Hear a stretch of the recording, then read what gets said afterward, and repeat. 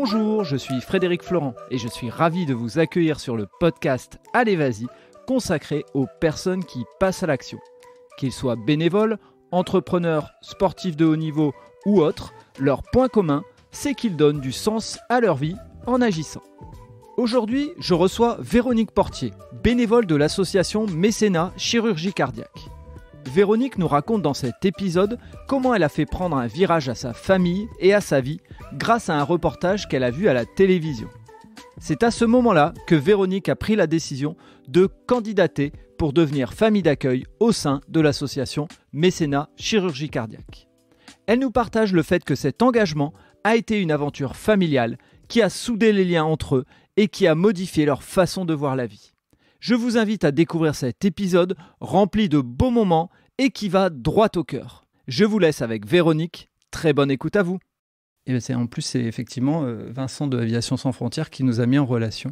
Je suis avec Véronique qui est bénévole pour Mécénat Chirurgie Cardiaque. Bonjour Véronique. Bonjour Frédéric. Alors Véronique, bienvenue sur ce parcours. Et moi, avant qu'on parle de l'association Mécénat Chirurgie Cardiaque qui agit avec d'autres associations pour aider les enfants, j'aimerais que tu puisses me parler de ton parcours, de savoir qui tu es en tant que bénévole avant de parler de l'association. Alors en fait, je suis une maman heureuse de 4 enfants qui sont certes tous les 4 en bonne santé et c'est bien sûr une chance. J'ai travaillé dans l'hôtellerie et puis j'ai eu mes 4 enfants, donc j'ai arrêté de travailler. Et en voyant une émission télévisée où le professeur Leca, donc qui est la présidente de l'association Mécénat Chirurgie Cardiaque, était interviewé en expliquant ce qu'était cette association et en demandant des familles d'accueil, puisque cette association en fait fait venir des enfants qui viennent de pays défavorisés pour être opérés en France, car dans leur pays, il n'y a pas les moyens, les compétences, il n'y a pas le matériel nécessaire. Donc en fait, ils sont opérés, alors avant c'était que sur Paris, maintenant c'est dans différentes villes de France, il y a Nantes, il y en a 8 je crois de mémoire, Toulouse, etc. Et donc en voyant cette femme, professeur Leca, suppliant plus ou moins quand même de trouver des familles d'accueil pour accueillir ses enfants, je me suis lancée dans l'aventure. Et donc cette aventure, elle consiste en quoi? Explique-nous un petit peu comment ça a démarré quand tu as, je suppose, candidaté, pris ton téléphone. Comment ça s'est passé justement? Alors justement, j'ai pris mon téléphone, j'ai appelé l'association. Évidemment, l'association ne m'a pas dit oui, c'est possible tout de suite par téléphone. Il a fallu faire un courrier, ce qui me semblait normal, de faire un courrier pour expliquer mon choix. Il s'avère que lorsque j'étais étudiante sur Paris, je faisais partie de la Fondation Pompidou et je m'occupais d'un enfant qui était atteint de trisomie 21 tous les mercredis après-midi pendant mon repos pour libérer une maman pour qu'elle puisse aller chez le coiffeur ou faire ce qu'elle avait à faire sans avoir cet enfant à surveiller. Donc j'avais déjà cette fibre un petit peu d'association et d'aide à la personne. Donc j'ai pris mon téléphone, j'ai fait mon courrier comme on me l'a demandé, j'ai été reçue par une personne chez Mécénat Chirurgie Cardiaque qui a sûrement évalué qui j'étais, etc. Après, j'ai rencontré une autre famille d'accueil qui accueillait un enfant atteint d'une malformation cardiaque. Je pense que cette famille a aussi vu un peu mon comportement ou plus ou moins étudié et a fait un rapport auprès de Mécénat Chirurgie Cardiaque.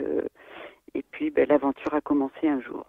Et donc cette aventure, elle a commencé quand? Il y a combien d'années? Alors en fait, j'ai attendu mes enfants, donc maintenant sont grands, mais les derniers sont des jumeaux, donc qui ont 26 ans, donc ça fait un petit moment. J'ai accueilli 8 enfants. J'ai attendu que les derniers, donc les jumeaux, aient à peu près 7-8 ans pour en discuter en famille, parce que pour moi c'était vraiment un projet familial. Il fallait que mon mari et mes enfants qui sont rapprochés, puisque les jumeaux avaient 7 ans, Arthur avait 8 ans et demi et Alizé avait 10 ans.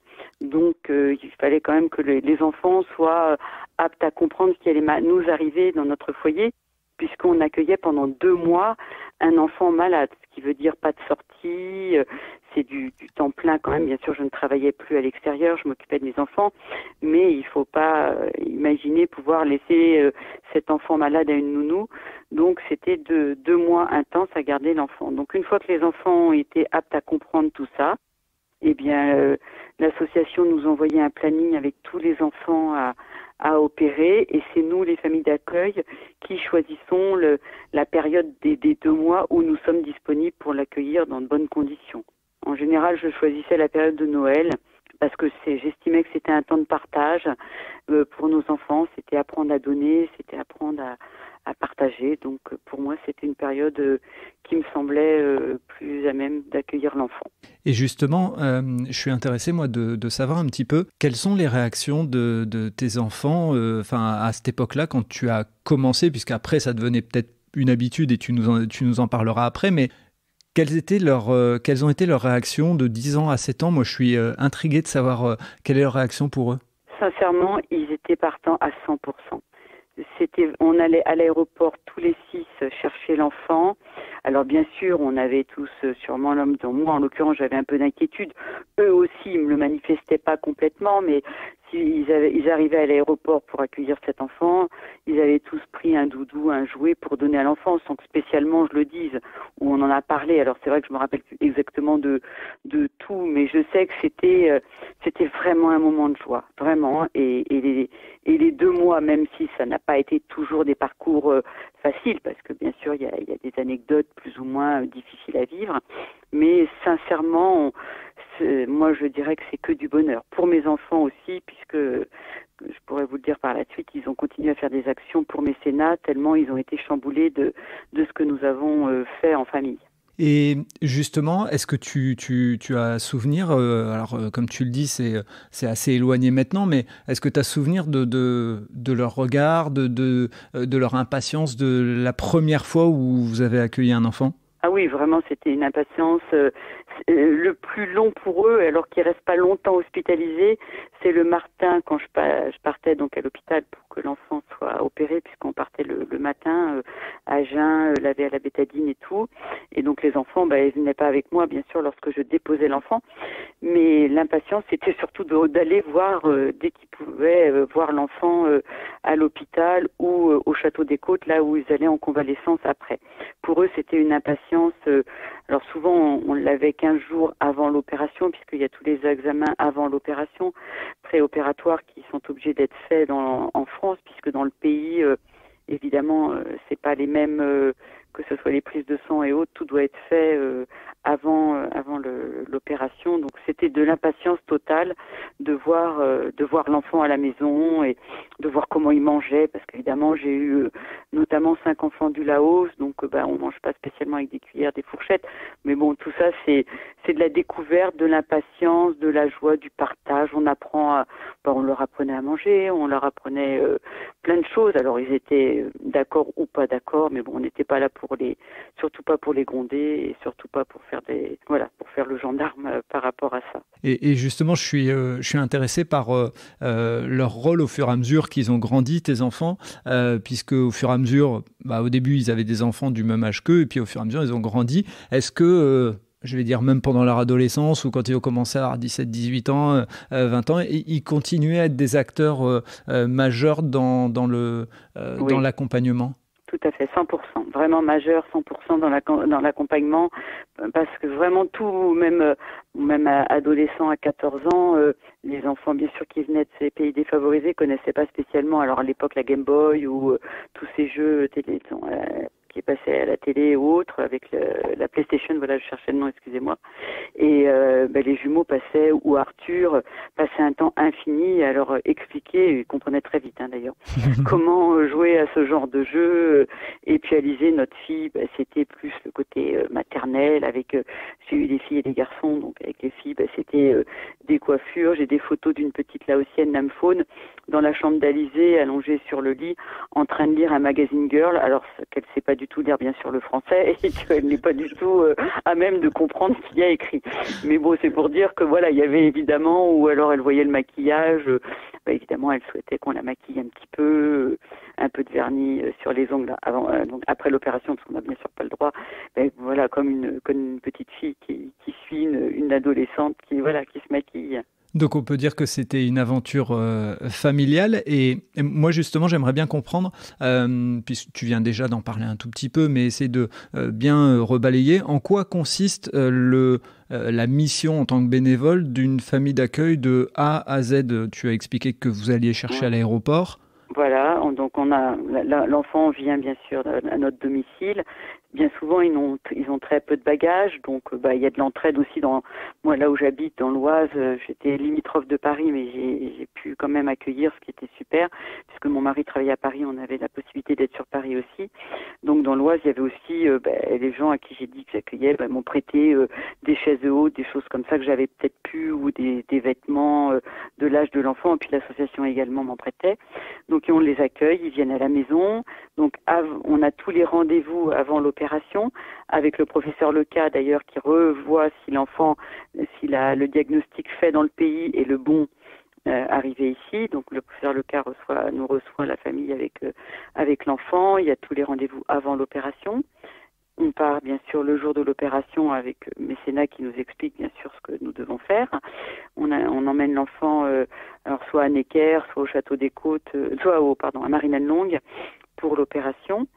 Et puis l'enfant est opéré, on reste avec lui. Moi, j'allais voir, comme toutes les familles, souvent l'enfant tous les jours. Il reste pas longtemps hospitalisé parce que c'est un coût, puisque une opération coûte entre 12 000 et 14 000 euros. Donc c'est un coût quand même. Nous, bien sûr, les familles d'accueil, on ne paye pas l'opération. C'est des mécènes ou d'autres actions qui sont faites. Mais bon. Et puis une fois que l'enfant est opéré et va mieux, il va au Château des Côtes en convalescence. Donc là, c'est pareil, on va le voir tous les jours. Donc là, mes enfants avaient le droit de venir. Donc ils viennent le mercredi, puis sûr, parce que les autres jours, ils étaient à l'école. Et puis après, l'enfant revient à la maison. Donc là, c'est que du bonheur parce que il arrive, il est essoufflé, il est pas bien quand il arrive de son pays. Et une fois qu'il est opéré et que la convalescence est plus ou moins terminée au Château des Côtes, et il arrive, il est en pleine forme, il joue au ballon, il nous reconnaît plus puisqu'on est allé le voir tous les jours. Et ça y est, c'est les bons moments qui passent. Donc là, il y a une connivence, une complicité. C'est maman, papa, puisqu'ils entendent nos enfants nous appeler maman, papa, donc ils nous appellent maman, papa. Après, il y a des phrases qui revenaient souvent où je leur disais à chaque enfant, à chaque fois, on met ses chaussures, on va à l'école, parce qu'on allait à l'école chercher les 4 enfants. Et donc systématiquement, même s'ils ne comprenaient pas la langue, les phrases que je répétais, ils mettaient les chaussures, etc. Et puis après, il y a tous les rendez-vous aussi post-opératoires. Et puis une fois qu'ils sont guéris, ils repartent dans leur pays. Et comment ça se passe justement ce déchirement? C'est terrible. Nous, on l'a vécu, même si on sait très bien que c'était notre rôle. Ils ont des parents, ils doivent retourner dans leur pays, c'est normal. Et c'est vrai que vraiment, la séparation est très très difficile. Il y a même un directeur d'un laboratoire qui payait l'opération en partie d'une petite que nous avons accueillie. Et donc il était venu à l'aéroport à l'arrivée, il m'avait vu durant le séjour de cet enfant, et puis il avait voulu venir à l'aéroport pour voir aussi le départ, puisque voilà, et quand il l'a vu dans notre état de tristesse, de pleurs, parce que vraiment tous les 6 nous pleurions, même mon mari, et la petite fille, il a fallu me l'arracher des bras par la convoyeuse qui le ramenait d'Aviation Sans Frontières dans son pays. Et ce monsieur m'a dit, ah non, plus jamais, vraiment, je retournerai à l'aéroport pour un départ, c'est trop déchirant. Après, on sait que c'est pour la bonne cause et on sait que l'enfant va retrouver les siens. Et c'est la séparation qui est difficile. Et puis on a hâte d'en accueillir un nouveau pour se dire qu'on va revivre un beau moment et puis surtout participer à aider à sauver un enfant, surtout. C'est ça qui est le plus important. Et justement, par rapport à tes enfants, dans les premières années, quand ils étaient jeunes, comment on fait passer cette émotion, presque négative pour eux? Oui, mais on leur explique qu'ils ont des parents. Hein. Je leur explique que moi, je suis une maman. Et déjà qu'ils ont de la chance, eux, s'ils sont malades, mes propres enfants, ils sont opérés en France, dans leur pays, et leurs parents peuvent venir les voir tous les jours. Imaginez, je leur dis, un enfant qui est séparé de ses parents pour venir loin, pour se faire opérer et repartir. Donc leur bonheur, c'est quand même de retrouver leurs parents. Comme mes enfants auraient été heureux de me retrouver après une opération. Donc ils comprennent parfaitement que, et puis on leur a expliqué dès le départ que c'est pas un enfant qu'on adopte, même si je dois dire que sur les 8 enfants que nous avons accueillis, nous avons eu 2 demandes d'adoption de parents écrites en laotien, mais c'était vraiment des demandes par amour pour leurs enfants. C'était pas pour se débarrasser de leurs enfants, c'est parce que c'est des enfants qui sont venus ici, qui ont vu, même si je n'allais pas à Disney ni voir la Tour Eiffel, j'en sais pas plus parce que je voulais pas complètement les perturber mais le fait de voir une famille normale, ils s'étaient attachés à nous tout simplement, et puis ils mangeaient à leur faim, ils étaient dans un univers où ils voyaient bien qu'il y avait la possibilité d'étudier tout ça, et je pense que les parents, c'est par amour pour leurs enfants qui nous ont demandé de les adopter, ce qui était absolument impossible et ce qui n'est pas du tout dans l'optique de mécénat chirurgical, on n'est pas là pour ça du tout. Bien sûr. Et tu parlais de moments avec un peu plus de difficultés, alors sans vouloir rentrer dans des choses, mais justement, moi, ma question, elle est de pouvoir peut-être partager une situation un peu plus difficile et comment vous l'avez gérée, parce que être bénévole, c'est pas tous les jours tout rose, et donc justement, c'est important de le redire, notamment pour les gens qui veulent s'engager, de se préparer un petit peu. On a eu notre deuxième accueil, c'était un petit enfant qui venait d'Angola. Donc un enfant qui vraiment venait de la brousse, il n'y a pas d'autre terme, puisqu'il était complètement perturbé dans la vie qu'on vit ici, évidemment. Donc il fait ses besoins dans la maison là où il était, puisque les toilettes, il comprenait pas. Chez lui, il ouvrait la porte et puis s'il y avait une porte. Dans la voiture, alors bien sûr, j'étais obligée tous les jours d'aller chercher mes enfants à l'école, donc l'enfant venait toujours avec moi. Donc il ouvrait la porte de la voiture et il se rendait pas compte. Il vomissait en voiture parce que il n'était jamais monté dans une voiture. Donc c'était des choses qui ont été très très difficiles à gérer, très difficiles. Mais voilà, ça a été perturbant parce que on n'a pas pu l'accueillir jusqu'au bout parce que très compliqué. Et il est allé au Château des Côtes, il a été opéré et en fait il est allé au Château des Côtes plus vite et c'est eux qui l'ont pris en charge plus que moi en tant que famille d'accueil.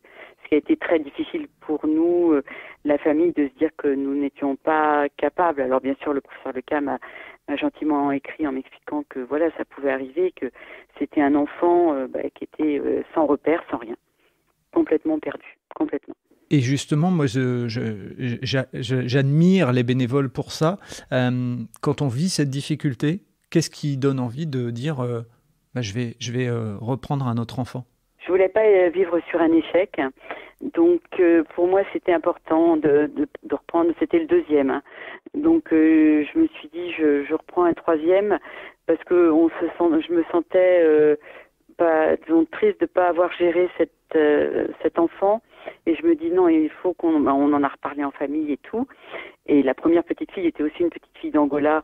Et ça s'était très bien passé. Bon, elle avait une petite complication. Il avait fallu qu'elle soit réhospitalisée, mais on a géré sans problème. Même si on a eu un petit peu peur, mais ça s'est bien passé. Et donc on a pris une troisième qui était une âme-faune. Alors je vais pas dire que c'est avec elle que je suis le plus attachée parce que je les ai tous aimés. Mais elle avait 3 ans et demi. Cette petite, c'était une petite laotienne, la première du Laos que j'ai eue, et c'était une poupée de porcelaine et qui était d'une tendresse. C'était mon petit singe, elle était très menue, toute petite. Je l'avais toujours dans mes bras, elle quittait pas mes bras. Elle dormait dans la chambre des jumeaux parce qu'elle en avait décidé ainsi. Parce que au début, je les mettais dans notre chambre à côté de nous et puis elle me réveillait souvent la nuit pour un biberon. Bon, c'est pas grave, je me suis dit, même à 3 ans et demi, normalement tu bois plus de biberon, ma cocotte, mais c'est pas grave. Et puis à un moment donné, elle a voulu dormir comme les enfants dans la chambre des jumeaux et puis alors là, c'était le bonheur. Donc les jumeaux lui lisaient une histoire le soir, même si c'était pas, je comprenais pas non plus, mais c'était un moment de partage aussi. Et puis voilà. Après, elle allait dans la chambre d'Alizé, évidemment pour faire la coquette, pour prendre les bijoux d'Alizé, pour essayer de jouer, à la petite fille. Arthur, le deuxième, lui, c'était plus le sport. Donc lui, il a fait beaucoup plus de choses avec les garçons, donc le tennis, le foot, jouer au ballon, voilà, des choses avec d'autres enfants. Mais c'était important et cette troisième a été un vrai bonheur, une vraie tristesse aussi lorsqu'elle est repartie. Et puis voilà, puis on a continué jusqu'à temps que je reprenne une activité, voilà, et c'est pour ça que j'ai arrêté au bout du 8e enfant puisque j'ai retravaillé. D'accord. Et aujourd'hui, est-ce que parmi ces enfants, l'association garde contact et vous avez des nouvelles, ou alors c'est une action, vous avez les souvenirs et puis il n'y a plus de nouvelles? Alors nous, on a eu déjà beaucoup de chance parce que j'ai pu aller donc j'ai accueilli sur les 8 enfants, 5 enfants du Laos. Et nous avons eu le bonheur d'aller au Laos avec nos 4 enfants, retrouver 4 des 5 enfants, puisque le 5e, je l'avais pas encore accueilli, donc je pouvais pas le... 4 donc des 5 Laotiens qu'on a accueillis, les voir dans leur pays. Et ça, on a vécu, voilà, j'en pleure encore des années après. On en a la chair de poule puisque on est allé dans les maisons de ces enfants-là, qui étaient des pauvres maisons en bois. Et vous avez toutes les photos de nous dans la maison qui sont des photos jaunies. Elles n'ont pas été mises la veille de notre arrivée, hein, parce qu'il y a un référent dans le pays quand même. Donc on avait prévenu le référent dans le pays puisqu'on avait une interprète pour gérer bien sûr tout ça. Et donc les enfants étaient au courant que nous venions. Il y a quand même un petit garçon qui est venu avec son papa en bus, qui a mis, je sais plus, 18 heures de bus pour venir nous voir à Vientiane, la capitale là où nous étions, puisqu'on ne pouvait pas faire, on n'a pas fait tout de Laos, donc lui était de plus loin, et donc il est venu nous retrouver après 18 heures de bus. Bon, c'est une émotion qu'on ne peut même pas imaginer. Donc voilà, j'ai pu les revoir grâce à ce voyage. Et sinon, il y a une des petites Laotiennes, Yen, qui était la 4e ou la 5e, pour qui on a payé la scolarité parce qu'elle était vraiment très très très très défavorisée. Donc le mécénat chirurgie cardiaque a mis en place un parrainage. Donc du coup on a parrainé cet enfant. Donc on recevait les bulletins scolaires et puis des référents français qui allaient souvent au Laos nous ramenaient les bulletins de notes avec des photos. Donc ça c'est super. Et puis il y a 2 enfants dont Nymphone qui a maintenant 19 ans, qui est sur Facebook et qui me met toujours des mots, maman, je t'aime. Alors en français maintenant, elle parle anglais, mais bon, elle prend les traducteurs, etc. Maman, je veux revenir en France, etc. Alors elle est revenue, on l'a fait revenir une fois lorsqu'elle avait 7 ans, 8 ans, puisque mon mari, dans son activité professionnelle, avait fait un événement où on avait récolté de l'argent pour mécénat chirurgie cardiaque. Et donc, à nos frais, on avait fait revenir Nymphone pour le bonheur de la retrouver. 15 jours, elle était revenue ici. Moi, j'avais pris 15 jours de vacances dans mon activité professionnelle pour pouvoir l'accueillir. Et on avait fait cet événement avec cette petite pour récolter. Alors, j'avoue que j'ai plus souvenir combien nous avions récolté, mais une belle somme pour opérer un autre enfant. Waouh! Bravo. Non, pas bravo. Voilà, Aussi. on avait la chance de pouvoir le faire et on l'a fait avec des partenaires et c'était super. Et c'est quoi justement les actions qui se mettent en place pour récolter des dons en plus du mécénat? Alors peut-être que tu peux nous expliquer un petit peu si tu sais, hein, les sources de financement de mécénat chirurgie cardiaque. On sait qu'il y a des mécènes, donc des gens qui amènent beaucoup d'argent. Oui, il y a des gros mécènes, des événements sportifs. Il y a sur le Tour de France, on le voit beaucoup, mécénat chirurgie cardiaque. Il y a la voile aussi avec... j'ai un trou de mémoire, je suis désolée.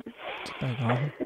Le Vendée Globe, voilà. D'accord. Le Vendée Globe, il y a des gros événements maintenant qui sont faits. Alors moi, à ma petite échelle, j'ai fait beaucoup de cross dans les écoles, des écoles dans notre région. Je suis en relation avec Lidwin qui s'occupe des écoles et on essaie de faire des bols de riz, des opérations bols de riz, donc des crosses.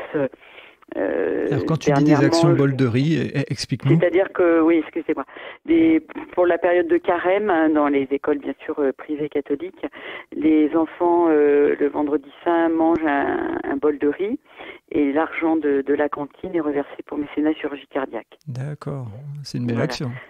C'est une belle action et ça implique aussi les enfants, et c'est bien de leur expliquer. On fait des crosses, c'est-à-dire que dans les écoles, il y a souvent un cross qui est fait. Et donc, moi, systématiquement, il est évident que quand mes enfants étaient au Saint-Esprit à Beauvais, en l'occurrence, il y a un cross organisé et tous les jours, il y avait une cagnotte, en fait, où les enfants donnaient. Et je mettais tous les jours, alors c'était Nymphone, justement, celle de 3 ans et demi, j'étais allée dans l'école avec elle et j'étais passée dans toutes les classes avec l'enfant, ce qui est tellement beaucoup plus parlant quand l'enfant est présent et quand l'enfant est là pour, visuellement, on sait qu'on donne pour cet enfant. Et donc, tous les jours, je mettais une photo d'elle, parce que je n'allais pas tous les jours à l'école avec la petite, puisque là, c'était plus loin, ils allaient en bus à l'époque, les enfants. Et on mettait, donc les enfants faisaient le lien, une photo de lymphone à la maison que j'imprimais, etc. Donc il y a plein de moyens de faire des actions. Là dernièrement, il y a une agence où je suis passée dans une école pour parler de mécénat, et il y a un des enfants qui a expliqué à ses il a 7 ans l'enfant, hein. Il a expliqué à ses parents donc le rôle d'une famille d'accueil, et les parents ne peuvent pas puisqu'ils sont en activité tous les deux, et ils ont décidé, puisqu'ils ont une agence immobilière, de vendre des cartons pour des déménagements, et que 1 euro serait reversé à chaque carton pour l'association mécénat. Et donc je suis allée la semaine dernière dans cette agence et j'ai récolté un chèque de 1 000 euros pour mécénat chirurgie cardiaque pour payer une partie de l'opération d'un enfant. Mais voilà, 1 000 euros plus 1 000 euros plus 1 000 euros. Et puis il a été tellement sensibilisé, puisqu'on on a discuté du témoignage de famille d'accueil, et il m'a dit, vous avez appuyé sur un bouton qui fait que comme je sais que ça coûte 12 000 euros, je vais faire quelque chose de plus. Donc il est dans l'optique de faire un autre événement pour récolter de l'argent. Donc, waouh. Et aujourd'hui, tu participes donc à véhiculer, entre guillemets, les actions de mécénat chirurgie cardiaque dans les écoles, c'est bien ça? Alors oui, dès que mécénat chirurgie cardiaque me le demande, bien sûr que je suis à 100% partante à chaque fois pour les aider. Et puis même mes enfants ont fait un marathon, ce qui est pas rien quand même, c'est 42 km. Hein. On en avait parlé effectivement, raconte-nous. Voilà. Alors avec mécénat chirurgie cardiaque, ça s'appelle le relais du cœur de mémoire, et donc alors c'est souvent les jumeaux dont je parle, mais parce que bon, ils sont les plus sportifs de la famille, ont décidé de faire une cagnotte par l'intermédiaire de mécénat, et ils ont récolté donc 2 000 euros en faisant courant avec le t-shirt mécénat chirurgie cardiaque pour récolter cette somme qui sera un plus pour aussi opérer un enfant. Voilà. Ça, c'est bravo à eux. C'est quoi leur prénom? Parce qu'on dit beaucoup les jumeaux, mais on n'a pas dit... Oui, c'est sûr, les jumeaux, c'est pas bien. C'est Tom et Sébastien. Oui, c'est moi qui... Donc, Tom et Sébastien, c'est ça? Voilà, Tom et Sébastien qui sont partants, mais les 4 enfants sont toujours partants pour toutes les actions, et fiers de parler à chaque fois du partage qu'ils ont vécu, et même eux, au sein des écoles, au sein des entreprises où ils passent, ils en parlent systématiquement. Et d'ailleurs, est-ce que tu as discuté avec eux? Est-ce que plus tard, ils ont envie de continuer et de prendre ton relais pour accueillir d'autres enfants? Alors, je ne sais pas. C'est sûr que pour l'instant, ils sont jeunes parents. Sur les 4, il n'y en a que 2 qui sont mariés et jeunes parents, d'une petite de 11 mois et d'un petit Basile Juliette qui a 11 mois et Basile 9 mois. Donc là, je crois qu'ils ne sont pas pour l'instant partants parce que ils sont en activité tous les 2. Dans les 4, les parents... voilà. Moi, je ne dis pas que je ne referai pas l'expérience avec mes petits-enfants. Parce que maintenant, quand les enfants sont plus à la maison, je trouve ça très courageux des personnes retraitées qui continuent à être famille d'accueil. Donc moi, je suis pas retraitée, je suis toujours en activité, mais je me dis que quand il y a les enfants qui sont à la maison, c'est porteur quand même, un enfant avec un enfant qui arrive, puisque ça fait une fratrie, je dirais. Bon, moi j'en ai 4, ça fait une fratrie de 5, et c'est génial. Qu'un enfant qui se retrouve tout seul à la maison, je sais pas, je me dis peut-être qu'il s'ennuierait avec nous. Donc quand mes petits-enfants sont peut-être un peu plus grands, si j'ai la chance d'être encore en pleine forme, je ne dis pas que je réitérerai l'expérience. Tu es dans la transmission à tes enfants, à tes petits-enfants, c'est magnifique. Mes petits-enfants, je trouve que c'est important, mais ça je leur expliquerai. Ouais, c'est une belle manière de transmettre. Alors, moi j'ai une question sur les dons. Les personnes, donc tu viens de l'expliquer, on peut mettre en place des actions pour récolter de l'argent. Est-ce que les gens, naturellement, peuvent faire des dons, je suppose, à mécénat chirurgie cardiaque? Bien sûr, et c'est déductible également des impôts. Donc, au contraire, il faut aller sur le site de mécénat chirurgie cardiaque et vous avez tout en place, faire un don. Il n'y a aucun, au contraire, je sollicite beaucoup de monde à faire des dons pour cette belle action et pour sauver un enfant. C'est quand même, on a cette chance, nous, en Europe, de pouvoir avoir nos enfants opérés du cœur facilement, et d'essayer en tant que parent se dire qu'on laisse un enfant mourir parce qu'il peut pas être opéré dans le pays, c'est quand même très douloureux. Donc au contraire, donner. Merci pour ce message. Et une autre question, parce qu'on peut donner avec de l'argent, mais Imaginons, je suis une famille et puis je me dis qu'effectivement j'ai peut-être un peu de temps devant moi parce que j'ai envie de redonner du sens à ma vie, j'ai envie de m'engager pour être famille d'accueil. C'est quoi les critères aujourd'hui? Est-ce qu'il y a des choses qui ont changé par rapport à il y a quelques années? Parce que je me doute que le monde évoluant, il y a peut-être eu des évolutions. Alors non, j'ai fait une demande de nouveau pour être famille d'accueil il y a un an, juste avant le Covid, parce que voilà, j'avais la possibilité d'avoir un créneau de temps d'accueillir. Donc j'ai refait quand même normal, hein, l'entretien et autres. Et ça a été validé. Bon, il y a eu le Covid, il y avait moins d'enfants à venir, donc malheureusement je n'ai pas eu d'enfants. Mais bon, c'est pas malheureusement parce qu'il n'y a pas d'enfants opérés, c'est malheureusement parce que les frontières étaient bloquées. Mais je ne crois pas qu'il y ait de critères. Alors là, il faudrait vraiment se renseigner auprès de mécénat.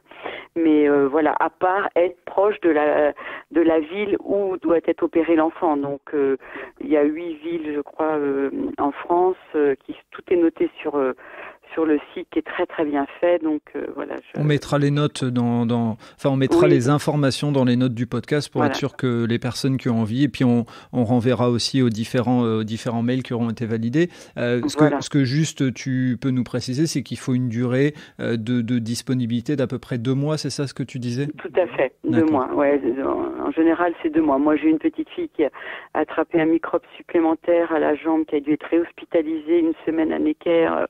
Là c'était aussi un moment douloureux, mais voilà, ça peut être 2 mois et demi si malheureusement il y a complications, mais il y a des familles relais aussi, donc parfois si la famille a une obligation de dernière minute pour X raison, il y a toujours une autre famille bénévole qui prend le relais d'accueillir l'enfant. Ok, et tu me confirmes aussi que je pourrais, comme on le disait tout à l'heure, avoir une année devant moi parce que je suis en train de réfléchir à mon avenir ou autre. Je peux être 1 fois ou 2 fois famille d'accueil et après, il n'y a pas d'obligation, c'est ça? Ah non, il n'y a aucune obligation. Non. Moi, il n'y a pas d'obligation. C'est comme on veut. Non, il n'y a pas d'obligation. Et si, je vais faire un gros retour en arrière, mais ce que tu m'expliques, c'est quand tu étais jeune, tu avais déjà cette approche d'aider les autres et notamment d'aider maman qui avait besoin d'avoir un peu de temps pour elle. Ensuite, derrière, famille d'accueil. Est-ce que si tu devais te questionner un petit peu sur de où vient cette idée de donner à l'autre, il y a quelque chose qui s'explique selon toi ou pas? Non, parce qu'on m'a posé la question dernièrement et je n'ai pas eu la réponse parce que j'ai eu une enfance heureuse. Donc c'est peut-être ça en fait. J'ai eu la chance, j'ai des parents merveilleux, j'ai une famille, un frère, une sœur, vraiment une famille de rêve. Maintenant des enfants, un mari, etc. Et donc je pense que vraiment la vie me sourit. Donc je me dis que c'était bien d'en faire profiter les autres quand on a la chance d'avoir la santé déjà, et puis de pouvoir accueillir, puisque la maison et le cœur est assez grand pour donner aux autres. Donc voilà, je dirais que c'est ça. Il n'y a rien eu dans mon retour en arrière de ma vie. J'ai pas souvenir de quelque chose qui a été le déclic. Eh bien, tu sais quoi, j'ai rien envie de rajouter à ça parce que c'est magnifique de terminer là-dessus. C'est un superbe message de tout ce que tu viens de nous expliquer sur le bénévolat, sur le fait de donner aux autres, sur la transmission, sur le fait d'impliquer la famille et ces beaux moments d'émotion. Donc j'espère que ça donnera envie à certaines personnes de s'engager, au moins de faire des actions, parce que moi je trouve ça encore mieux de faire des actions qui ramènent de l'argent à l'association, parce qu'au moins on agit, et on regroupe des gens et on crée du relais, du lien et autres. Et donc ça, c'est plutôt pas mal. Donc j'ai envie de terminer là-dessus, sauf si toi, tu veux rajouter quelque chose. Non, écoutez, je suis ravie d'avoir cet entretien. Je crois qu'actuellement, ils sont en recherche de familles d'accueil. Donc ça peut être aussi un message à passer, voilà. Eh bien, donc, avis aux auditrices et aux auditeurs, si vous voyez que vous avez une fenêtre devant vous quelques mois parce que vous êtes en réorientation professionnelle et que pour l'instant vous vous posez des questions ou autre, ça peut être la bonne occasion de faire une bonne action. Et Vous l'avez vu, en plus, ça peut resserrer les liens familiaux, donc vraiment n'hésitez pas, je prends note de ce message et j'hésiterai pas à le relayer. En tout cas, Véronique, merci pour ta disponibilité, merci pour ce bon moment que je viens de passer. Je suis un égoïste et je profite de ces moments. J'espère que d'autres seront égoïstes comme moi et prendront leurs écouteurs et écouteront ce podcast avec plaisir. Moi, j'ai passé un très bon moment et je te dis bravo pour tout ce que tu as fait et tout ce que ta famille a fait, tes enfants, ton mari et toi. Donc, bravo. On a besoin de gens comme vous. Donc, merci beaucoup. Merci beaucoup, Frédéric. Merci. À très bientôt. Et voilà, c'est terminé pour ce nouvel épisode. J'espère que vous avez apprécié cet échange avec Véronique. Et pour en savoir plus, rendez-vous sur les notes du podcast. Si vous avez aimé cet épisode, n'hésitez pas à vous abonner et surtout à laisser un commentaire sur votre plateforme d'écoute. Ça aide à faire connaître le podcast. Pour ceux qui ne le savent pas, j'ai lancé un autre podcast sur le voyage qui s'intitule « Loin de chez soi ». Il est disponible sur Acast, Apple Podcast, Spotify, Google Podcast et bien d'autres. Je vous dis à vendredi pour un prochain épisode d'Allez Vas-y et d'ici là, portez-vous bien.